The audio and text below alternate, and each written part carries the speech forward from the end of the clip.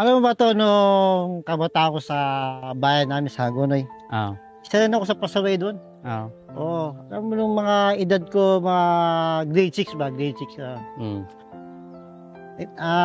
mga away-away kami, nakaw-nakaw kami ng mga buko, mga basta puro sinang kahoy. na hindi ko na mahalikabad, Oo, iwasan. mas matindi 'to nung nag-high school life ako. Hmm, Oo, nung nag-high school life ako medyo sobrang pasaway ko nun. hmm, Nung nag-first year high school ako, do'n ako natutong magbisyo.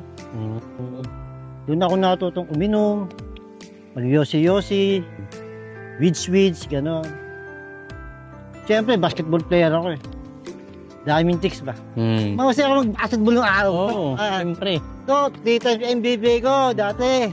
Oo. Pag nag-top board ako, 2 kamay pa. Pero, tumanda na tayo, lakas na rin naman ba tayo. Yung paglalaro ko ng basketball, katang isip ko na lang. Hmm, Pero hindi na kaya ng katawan ko. Ay, Nung pagka-graduate ko ng high school, trabaho kaagad ako, driver. hmm, Di naman ako nakapag-aral eh. Nagbiyahe ko ng jeep, Hagonoy Malolos to. hmm? Batang-bata ako, oo. Oo. Ano dun lahat ng kamunduhan. Kasi to, dun sa may release na yun to, Oo. ang daming miras dun. Eh di, nandun din lahat ng mga takso. Ano ko, lahat. Ala ko kinikita. Oo. Pati yung pan-diesel ko, boundary, wala.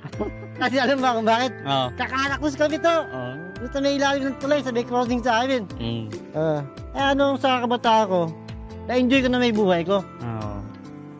Tapos nung nabago nila yung buhay ko nung nag-asawa ako. Hmm, Yun ang pinakamasaya nangyayari sa buhay ko. At doon na ako tumino. oo. Nung nag-asawa ako, nung kinasal ako. Hmm, Pero siyempre, pag nagpamilya ka, nung nagpamilya ako, oo. doon ako nagsimula mag-apply sa Japan to. Oo. Alam mo bang hindi ako welder?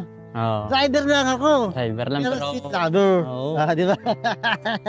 Alam mo, nung nag-apply ako sa agency, Ah, hindi ako marunong mag-trade test. Ah. Hindi rin ako na-interview. and then... Malakas ang portion to. Oo. Alam mo kung bakit? Ah.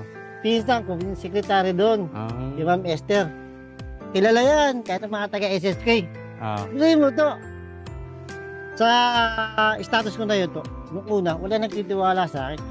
Paano mapupunta si Boy Boga sa Sa Japan? Japan. Wala namang alam yun. Hindi Oo. naman welder yun. Hindi naman welder.